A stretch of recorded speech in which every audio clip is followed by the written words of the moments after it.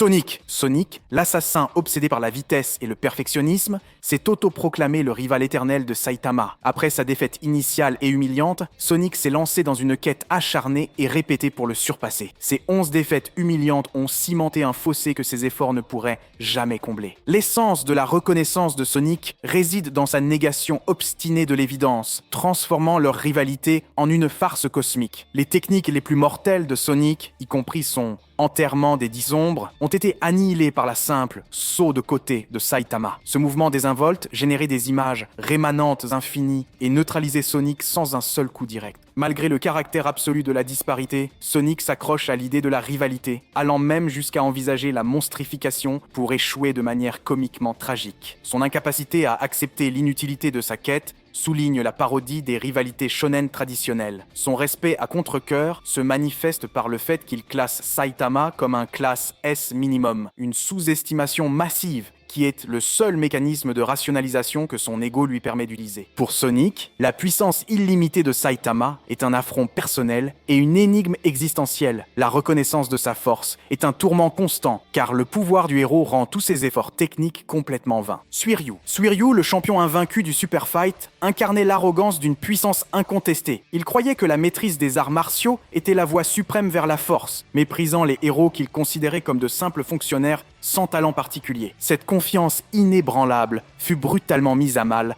lorsqu'il croisa le chemin de Saitama. D'abord intrigué par la défaite d'adversaires facile par une simple gifle, Suiryu considéra Saitama comme un rival potentiellement digne de ce nom. Cependant, leur match officiel ne fut qu'un prélude à sa véritable prise de conscience. L'esquive désintéressée de Saitama de ses techniques les plus raffinées, suivie d'une défaite par un coup unique et décontracté, le laissa abasourdi. Le point de bascule survint avec l'arrivée de Goketsu, un monstre d'arts martiaux de niveau dragon. Malgré toutes ses compétences et sa prouesse physique, Suiryu fut impitoyablement battu, réduit à une épave, suppliant désespérément un héros d'intervenir. C'est dans ce moment de vulnérabilité absolue que Saitama réapparut, non pas comme un sauveur grandiloquent, mais avec une présence désinvolte qui contrastait avec le désespoir de Suiryu. Le coup de poing sans effort de Saitama qui anéantit Goketsu, l'être qui venait d'humilier Suiryu, fut une révélation cosmique. Suiryu réalisa immédiatement la disparité absurde. Sa quête de discipline martiale parut soudainement insignifiante face à la puissance absolue et imméritée de Saitama. Cette expérience a anéanti son ego et a engendré une révérence immédiate, le menant à une requête désespérée pour devenir le disciple de Saitama. Une requête rejetée avec l'indifférence typique du héros. Pour Suiryu, cette rencontre fut un changement de paradigme brutal et éclairant. Flashy Flash. Flashy Flash, le héros de classe S, réputé pour sa vitesse inégalée et sa maîtrise mortelle de l'épée, est un individu qui place la technique, l'entraînement et la discipline au-dessus de tout. Il a d'abord rencontré Saitama dans le labyrinthe de l'association des monstres, le prenant par erreur pour un monstre. Son jugement initial était un mépris facile pour ce héros d'apparence banale, mais cela s'est rapidement transformé en choc. Il a été stupéfait lorsque Saitama apparaît sans effort ses attaques à haute vitesse, puis est resté à sa hauteur sans effort alors qu'il accélérait à sa vitesse maximale. Le changement dans sa perception s'est lentement installé au fur et à mesure qu'il explorait la base des monstres avec Saitama, observant la facilité avec laquelle le héros démantelait des menaces puissantes. Le moment décisif, cependant, est survenu lorsqu'il a été témoin de la défaite d'Empty Void. Empty Void, un être de niveau cosmique capable de fendre la réalité, a lancé sa plus puissante attaque dimensionnelle et Flashy Flash l'a vu se faire saisir à main nue par Saitama. Pour un maître de la technique, voir une attaque aussi absolue se faire neutraliser avec une telle désinvolture fut une véritable révélation. Bien qu'il garde une façade de professionnalisme froid, Flashy Flash reconnaît intérieurement Saitama comme un être opérant sur un plan entièrement différent. Comme Fubuki, il lutte pour accepter la vérité absolue, souvent préférant dire que Saitama a un haut potentiel plutôt que d'admettre qu'il est déjà au-delà de tout ce qu'il a jamais connu, soulignant la difficulté de concilier la domination sans effort de Saitama avec un monde construit sur les formes durables. Cyborg Gorilla. Cyborg Gorilla, un cyborg exécuteur issu de la maison de l'évolution et créé par le Dr Genius, a développé une reconnaissance de la force de Saitama qui n'a pas découlé d'une confrontation directe, mais plutôt de l'observation et d'un impératif de survie. Initialement chargé de capturer le héros, son rôle s'est rapidement mué en celui d'un témoin de l'horreur, assistant aux conséquences des batailles de Saitama. Cette exposition l'a contraint à reconnaître un niveau de puissance qui transcendait toutes les capacités technologiques de son créateur. Après avoir été vaincu par Genos et forcé de révéler l'emplacement de la maison de l'évolution, il est devenu un observateur impuissant de l'anéantissement de ses congénères. Le véritable point de non-retour survient après la défaite de Beast King, éliminé par les coups de poing normaux consécutifs de Saitama et l'annihilation instantanée de Carnage Kabuto, la création ultime du Dr Genus. Cyborg Gorilla réalise alors que la force de Saitama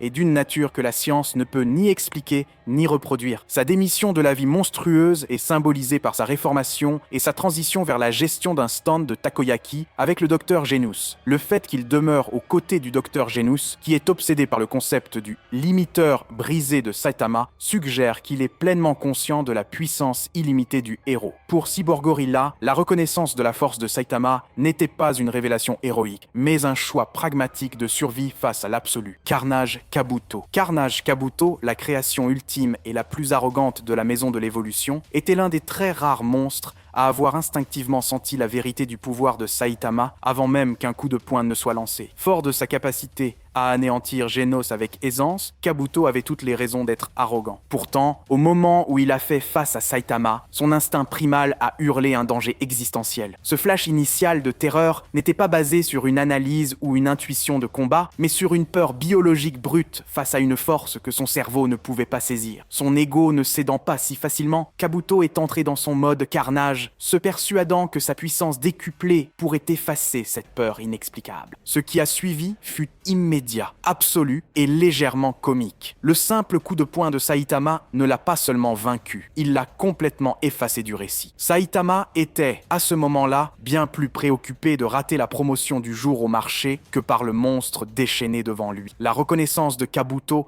est unique car elle est purement sensorielle. C'est le signal d'alarme d'un prédateur se retrouvant face à l'apex absolu. Il n'a pas eu besoin de survivre pour comprendre. Son corps a compris avant sa conscience. Sa défaite est le symbole narratif de la futilité de la violence et de la science face à la force naturelle et illimitée de Saitama. Rover. Overgrown Rover, un monstre de niveau dragon et un formidable gardien de l'association des monstres, représentait la force brute et la destruction pure, capable de défier des légendes comme Bang et Bomb avec ses puissantes rafales d'énergie. Cependant, sa rencontre avec Saitama a abouti à une forme de reconnaissance unique, la soumission psychologique par l'instinct. Lorsque Saitama a fait irruption par hasard dans le quartier général de l'association des monstres, Rover a attaqué instinctivement pour être accueilli par un coup de poing disciplinaire, décontracté, mais dévastateur de la part de Saitama. L'impact de ce coup a été cataclysmique, secouant toute la structure souterraine et provoquant des tremblements de terre en surface. Malgré le fait d'avoir survécu, ce qui est juste impressionnant pour un monstre, Rover a été laissé dans un état de terreur totale. Le véritable indicateur de sa reconnaissance fut sa réaction lorsque Orochi lui a ordonné de se battre à nouveau. Rover s'est enfui, pleinement conscient de la puissance écrasante du héros. Cette réaction transcende la simple peur. C'est la reconnaissance instinctive d'un prédateur alpha absolu. La transformation de Rover après l'arc, où il devient un chien de maison docile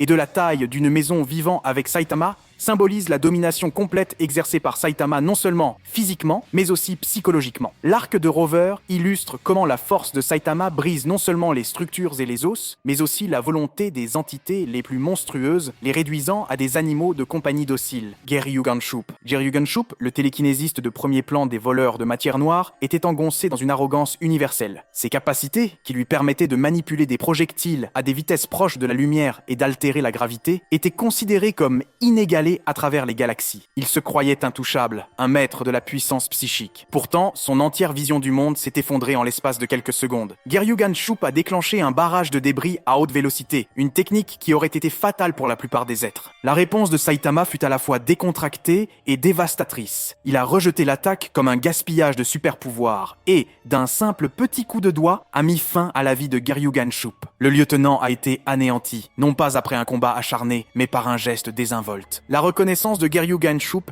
est la plus instantanée et la plus fatale. Il a compris que son pouvoir cosmique était insignifiant face à une force si absolue qu'elle pouvait transformer une technique mortelle en une simple nuisance. La facilité avec laquelle il a été éliminé démontre que l'expertise technique et la puissance galactique sont nulles contre la force illimitée de Saitama. Empty Void, autrefois un partenaire de Blast, a sombré sous l'influence de God, se transformant en un adversaire de niveau cosmique maniant les dimensions. Il se croyait maître de l'espace et du temps, capable d'exécuter des entailles dimensionnelles qui pouvaient déchirer la réalité elle-même. Sa reconnaissance de la force de Saitama fut un moment de prise de conscience existentielle violente. Durant leur affrontement, Void a déchaîné son attaque dimensionnelle colossale, tranchant à travers les paysages et les réalités parallèles. La réaction de Saitama a été le summum de la désinvolture. Il a attrapé l'attaque à main nue, annulant ses effets comme s'il s'agissait d'une chose triviale. L'aisance avec laquelle Saitama a neutralisé sa technique la plus absolue a forcé Void à une réalisation viscérale immédiate. Il ne s'agissait pas d'un héros ordinaire. Void a explicitement déclaré Saitama illimité, le comparant à un abîme insondable. Cette reconnaissance est d'autant plus significative qu'elle vient d'un être qui comprend les mécanismes cosmiques et l'influence corruptrice de God. L'impact de ce moment fut si profond qu'il ne s'agissait pas seulement d'une reconnaissance de la force physique, mais d'un aveu que Saitama existait en dehors des hiérarchies de pouvoir connues et des lois dimensionnelles. Sa simple existence rendait les machinations de God insignifiantes. Cette confrontation a non seulement libéré Void de l'influence de God, mais l'a laissé avec l'impression durable que Saitama était un être qui brisait le fondement même de l'équilibre cosmique, et ce, avec un seul coup de poing. Dr Kuseno. Le Dr Kuseno, le scientifique qui a reconstruit et pris soin de Genos, a développé une reconnaissance de la force de Saitama qui est indirecte, mais absolue, fondée sur la science des données et la confiance. Bien qu'il n'ait jamais été témoin de Saitama en plein combat, son laboratoire est devenu le dépositaire des exploits du héros. Par l'intermédiaire de Genos, son patient et disciple autoproclamé, Genos a méticuleusement tenu le docteur Kuseno au courant des victoires de Saitama sur des menaces comme Mosquito Girl, Deep Sea King et Elder Centipede. Ces rapports détaillés, couplés à l'admiration et à la confiance inébranlable de Genos, ont servi de preuve empirique aux scientifiques. La reconnaissance de Kuseno a été solidifiée par des interactions personnelles. En se rendant à l'appartement de Saitama pour exprimer sa gratitude pour le mentorat de Genos et lui offrir un plat de hot pot, il a pu observer le caractère et l'influence de Saitama sur son élève. Il a compris que l'impact de Saitama sur Genos allait au-delà de la force brute, façonnant son caractère et sa philosophie de héros. Pour le docteur Kuseno, qui travaille à la pointe de la cybernétique, la force de Saitama est une anomalie statistique que la technologie ne peut égaler, mais que l'expérience et le témoignage fiable peuvent confirmer. Cette reconnaissance silencieuse et indirecte soutient son soutien indéfectible à la formation de Genos sous Saitama, le considérant comme l'exemple ultime de l'évolution humaine. Mumen Rider. La reconnaissance de la force de Saitama par Mumen Rider,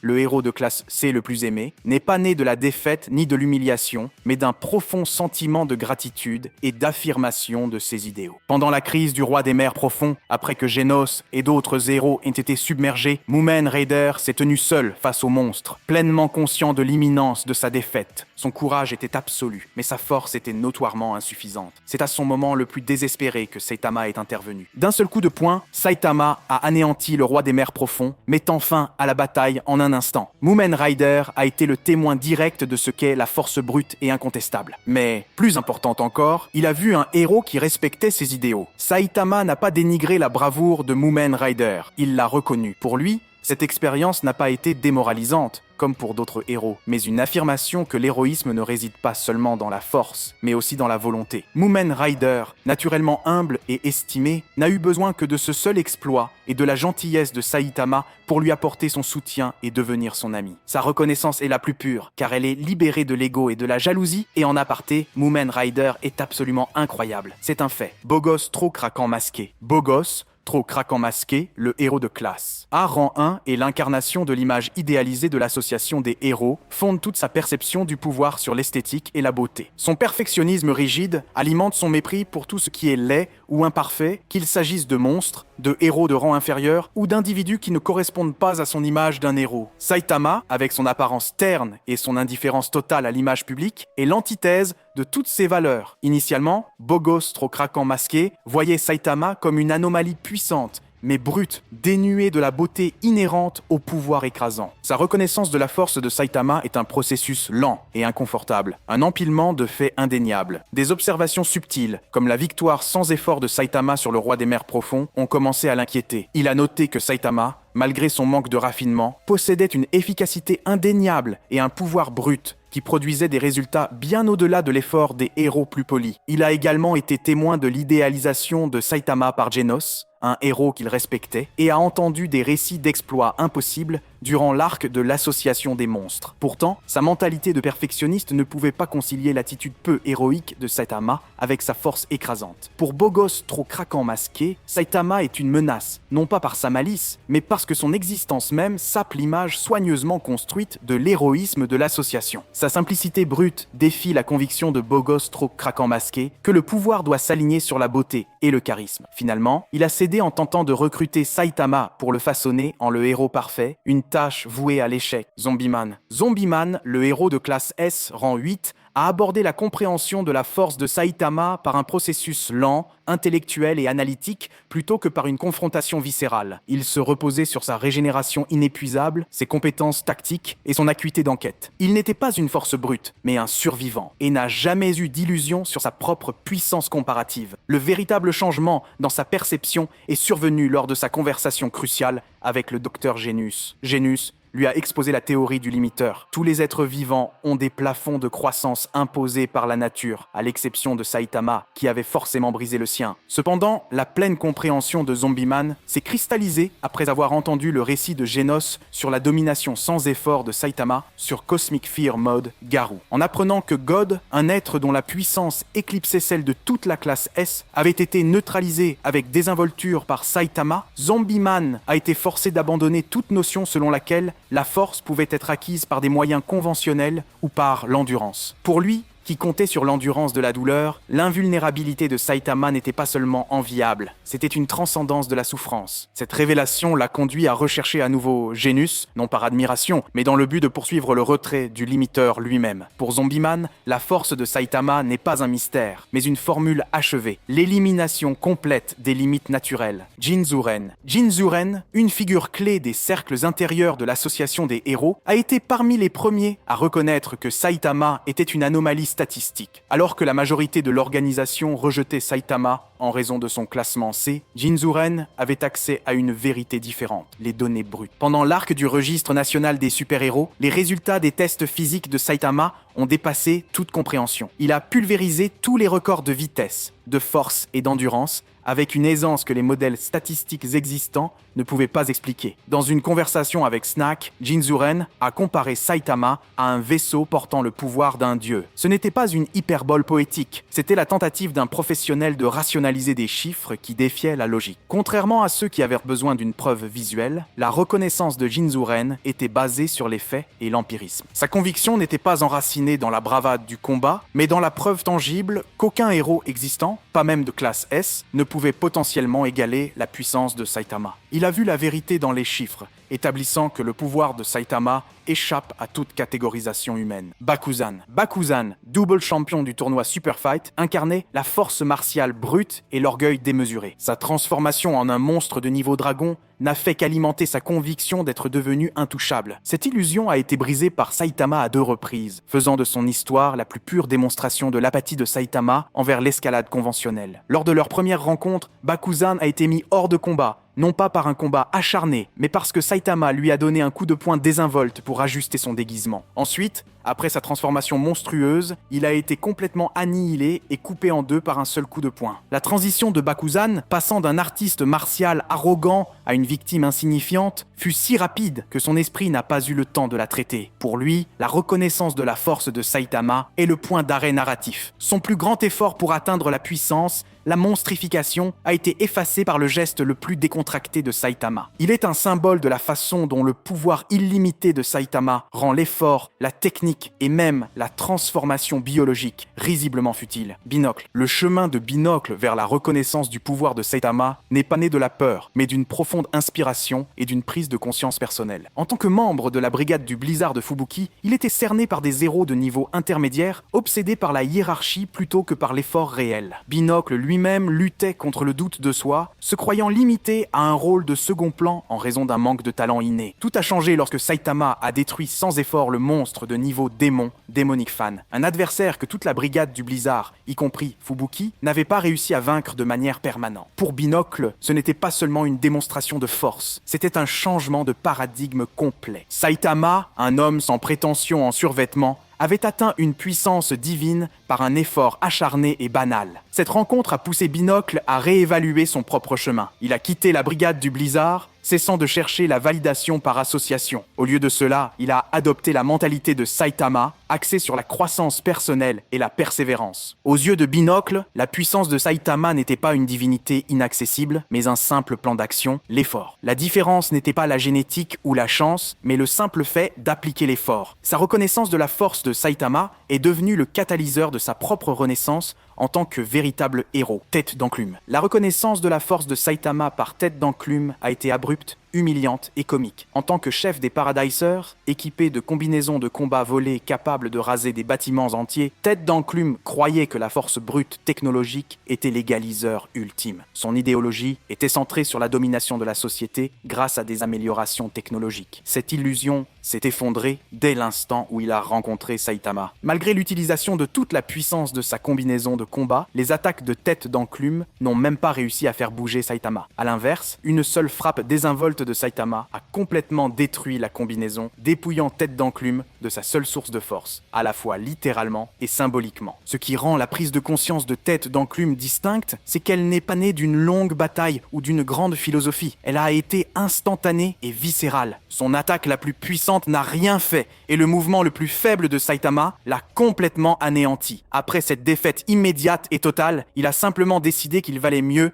ne pas s'en prendre à Saitama, l'homme phénix. La conviction de l'homme phénix en son invincibilité découlait de sa capacité évolutive unique. Chaque défaite le rendait littéralement plus fort, son cycle de renaissance étant censé être infini. Cependant, lorsque Saitama est entré dans son espace phénix, réussissant à percer la réalité elle-même avec désinvolture, l'homme phénix a été confronté à un type de puissance qui défiait non seulement la force, mais aussi la logique conceptuelle. Initialement, l'homme phénix a rationalisé l'intrusion de Saitama comme une simple astuce de costume, mais l'aura oppressante que Saitama dégageait a fait s'effondrer cette théorie, réalisant que Saitama n'était pas lié par des règles conventionnelles ou même non conventionnelles. L'homme phénix a avorté la rencontre, éjectant tout le monde dans le monde réel, évitant une confrontation directe. Il n'a jamais directement combattu Saitama, mais le fait de le voir aider Child Emperor avec désinvolture, couplé au fait qu'il l'a vu briser son espace phénix, lui a rapidement fait réaliser que Saitama n'était pas un héros avec qui il fallait s'amuser. Pour l'homme phénix, la reconnaissance de la force de Saitama est la peur d'un être dont le pouvoir défie les lois mêmes de la narrative et de la résurrection.